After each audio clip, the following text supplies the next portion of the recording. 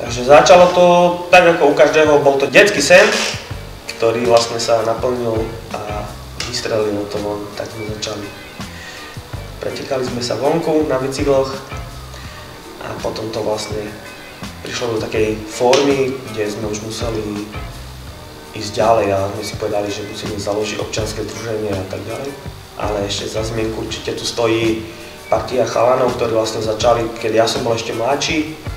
Bol to Igor Bednar, ktorý vlastne mal na starosti kameru a vlastne všetko točil, dokumentoval túto scénu prešovskú, cyklistickú, BMX-ovú hlavne. A bol to Vlado Slavy, ktorý, čau Vlado, keď budeš vidieť.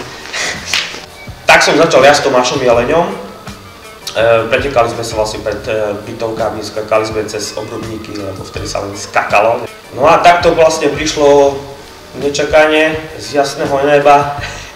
Stretol som Tomáša Jeleňa, dali sme sa dokopy ako chalani, ako najlepší kamaráti. Začali sme jazdiť vlastne tu na Prešove BMX a rozhodli sme sa vďaka videám, ktoré už teraz sú dostupné všade. Tak sme založili občianske združenie Traja chalani a Tomáša aj Dido vlastne. No a rozhodli sme sa venovať mládeži. Pedalizácia vznikla v mojej hlave v roku 2012. To vlastne, keď sme založili občianske združenie, tak sme sa s Tomášom rozhodli, že on sa bude venovať jednej činnosti a ja sa budem venovať tej druhej činnosti. To znamená, ja chcem zveladiť Prešov tým spôsobom, že vlastne dostanem všetkých ľudí na bicykel, to je môj sen.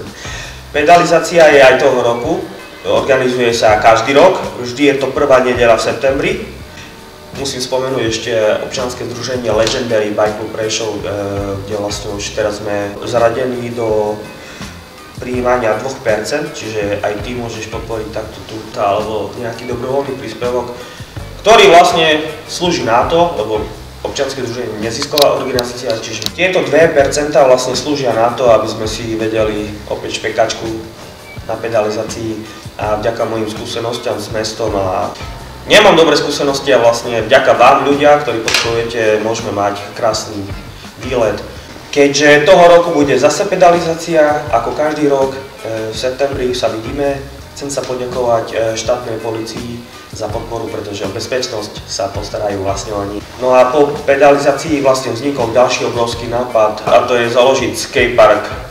Veľká ďakovačka ide Tomášovi Jeleňovi, ktorý to všetko zorganizoval, navrhol, postavil, ale nie samozrejme on sám, ale pomáhali mu k tomu vlastne všetci chalani z Prešova, naša crew, keď to tak mám povedať. A vlastne oni všetci vedia, o koho sa jedná, kto tam pracoval, kto tam proste pomáhal, dal ruku k dielu a vznikol vlastne nádherný a veľmi výnimočný skatepark. No a vďaka hale sme vytvorili multifunkčné vlastne stredisko pre mládež, kde nie len že BMX a skate a inline sa tam jazdilo, ale dokonca sme vytvorili priestor aj pre kapely. Vytvorili sme priestor pre sprayerov, kde vlastne vznikajú v hale úžasné umelecké diela, však kto videl, tak sám posúdi, že je to tak. Čiže my sme sa vlastne dotkli celej takej kultúry, tej streetovej by som povedal, v Prešove a vytvorili sme niečo ako druhý domov pre naše srdcia a duše. Máme spoločný hlas. Skater, či inliner, či sprayer, či všetko, vlastne všetci sme za jedno.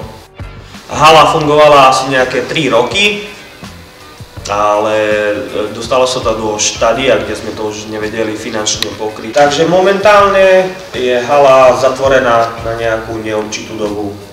Uvidíme, čo bude ďalej. Takže občianske združenie Legendary stále funguje a stále vyvíjame aktivity, čo sa týka športových hlavne aktivít, cyklistiky a tak ďalej. A chcem sa ti poďakovať za každú jednu podporu, za každé jedno pozbudenie, ktoré vlastne nám a nás posúva ďalej. Čiže vďaka vám sme aj tu, kde sme a vytvárame vlastne podmienky pre túto scénu. Takže sme celý ten základ je vlastne položený hlavne na vás. Ďakujem.